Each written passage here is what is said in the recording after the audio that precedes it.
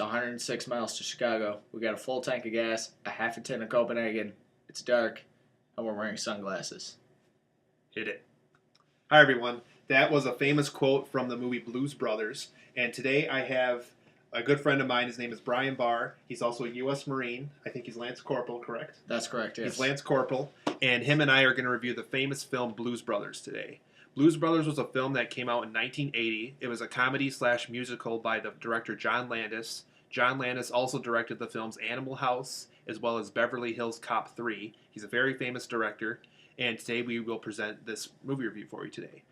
Blues Brothers is a film about two jazz people, and they are on a mission to get money for a church, I believe, correct, Brian? Yep, that's correct. And on their way there, they're successful, but at the same time they cause conflict. The reason why I say that is because, correct? Like, for example, their successes are is they meet Ray Charles, they meet Aretha Franklin, I believe her name is. They also meet. Throughout the movie, there are several other different cameos, different music cameo appearances.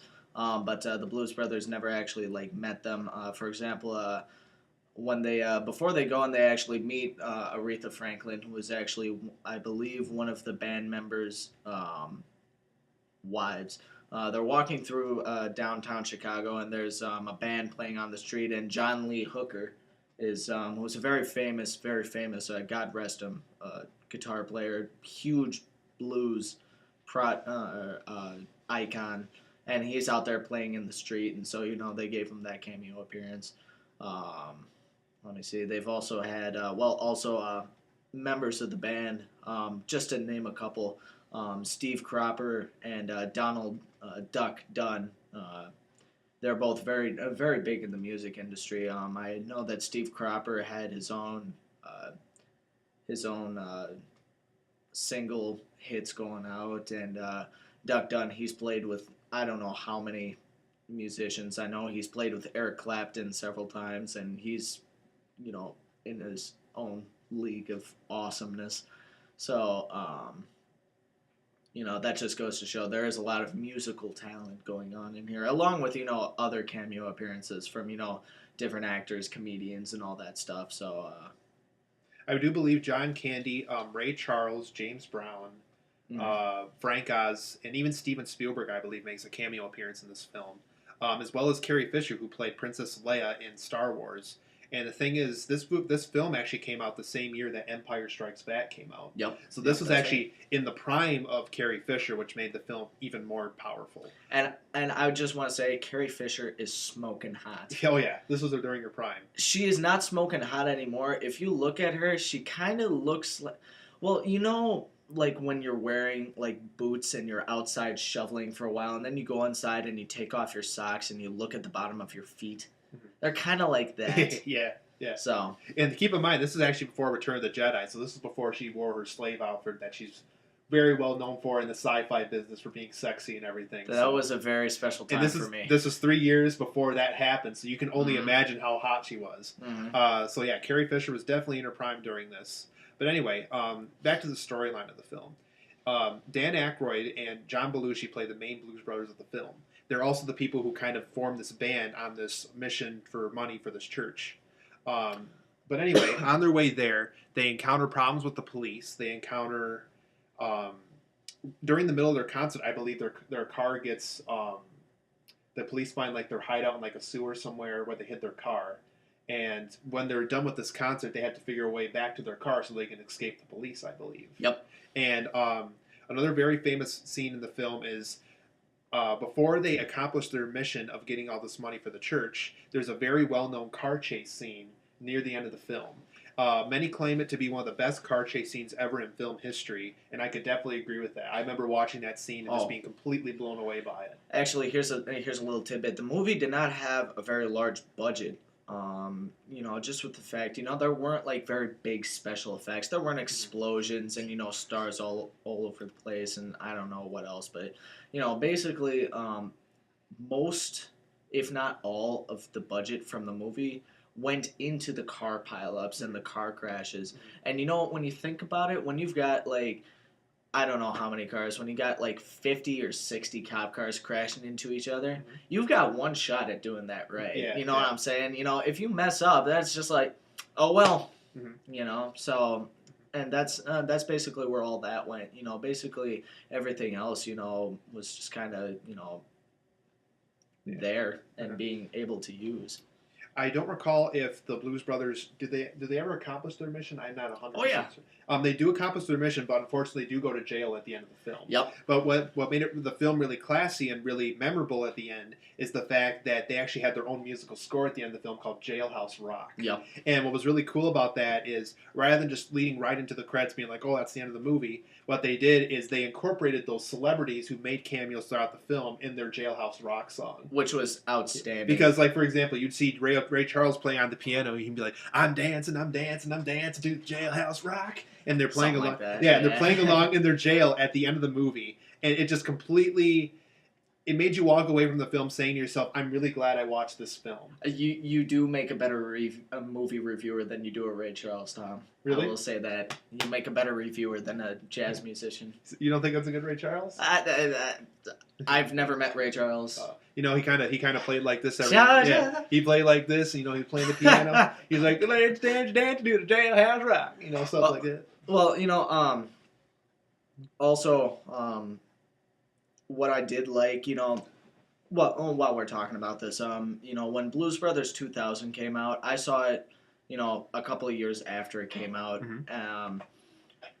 Not a great movie, but what I will say is the music was outstanding. You know, I really appreciate it. I'm very like blues oriented into music. I really like, you know, the original blues, the old guys, you know, B.B. King, T-Bone Walker, Albert King, and all them. And you guys probably don't know who I'm talking about. You know, you're all listening to Justin Bieber and Katy Perry. Taylor Swift. And hey, I don't know. Katy Perry is pretty hot. And so she's married to Russell Brand. What can I say? She's married? Well, they're in a relationship. Not for long. Okay. Anyways, but in Blues Brothers 2000, they actually brought back. A lot of famous people came. Yep. They brought back everybody from the original Blues Brothers band. Well, I shouldn't say that. They didn't bring, like, John Candy was dead by then, so they didn't bring him back. They didn't bring Ray Charles back. Well, I mean, you know, yeah. For some reason, I'm not sure why they didn't bring Ray Charles back. Maybe he must have been... Because he was actually alive, I believe, when they filmed it, too. Yep, because he died in 2000... He actually died a few years after the film Ray came out. So, yeah, so I'd say late 2000s, maybe, yeah.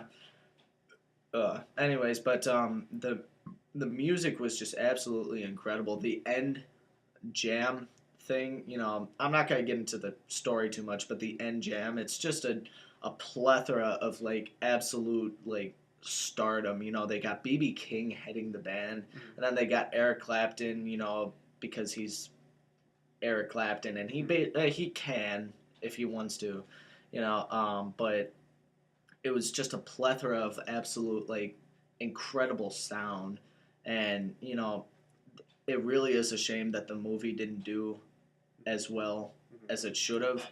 But, you know, you're limited when you've got, you know... And John Belushi was long dead when they filmed Blues Brothers. Exactly. You know, you're very limited when, you know, you've lost basically the key to, you know, what made the Blues Brothers such a great movie. One thing that Blues Brothers 2000 reminded me of is Heath Ledger's last film, which was called Dr. Parnassus Imaginarium, I believe. What they had to do, actually, is kind of like Blues Brothers 2000, even though they did get some scenes in with Heath Ledger, and actually they didn't get any scenes in with John Belushi for Blues Brothers 2000. But apparently what they had to do for Dr. Parnassus Imaginarium, I haven't seen it for any of you who have seen it, is what they had to do is because there's certain scenes that represent different emotions of that character. Like, for example, they have, like, Johnny Depp represent anger. They have Colin Farrell represent like happiness, and they have Jude Law represent like adventure or something like that. Can you say the name of the movie again? It's called Dr. Parnassus Imaginarium, I believe. So yeah, it wasn't Doctor. Yeah, so it wasn't great, but you know, it would be really bad saying the name of that movie if you had like a hair lip. Dr. Parnassus Imaginarium. Yeah. Okay, well anyway, back to Blues Brothers. Yeah. I digress. Okay, so anyway, Blues Brothers. What made the first one so amazing is the fact that John Belushi and Dan Aykroyd created such a great musical score, created such a great story. John Landis was actually a part of the writing for the storyline. Yep. But unfortunately, what made Blues Brothers 2000 not as successful is, like we mentioned earlier, John Belushi was long dead before it was made. Even though John Goodman is a good actor, it just didn't feel right that it was Dan Aykroyd and somebody who wasn't even involved with the first film. It was kind of like, trying to force a puzzle piece into a place where it doesn't belong, but it kind of fits. It's like we love John Goodman, but it's just we would have preferred him in a different role than what John Belushi once played. That's true. That's so, like, if for example, if he was like a supporting role or even like another band member, I would be okay with that. Right. But in a way, what they should have done is because John Belushi was dead, it should have centered a little bit more around Dan Aykroyd. Maybe he could have done something that represented both Blues Brothers at once. Right. Maybe like, for example, because he was in jail for such a long time, and because he was so attached to John Belushi's character, maybe add some characteristics from John Belushi's character into his character. Exactly. Therefore, you're having that main star coming back, but he's also doing things that remind you of John Belushi's character. So it almost would have been more respectful if they did it that way. There you go. So Blues Brothers, the original. See the original for sure. If you haven't seen the original yet, you're living under a rock. Like, this thing is like, the pinnacle of like everybody's childhood. Mm-hmm. And Blues Brothers 2000, in my opinion, you should skip it because it just didn't have the spirit of the original. It was just completely. If you want to listen to the music, look it up on YouTube. I bet iTunes has it. iTunes probably has it. If you want some really good music, definitely look into that. Okay, so Blues Brothers and Blues Brothers 2000. See 1, skip 2. That's our review. That's the review. We're out. All right.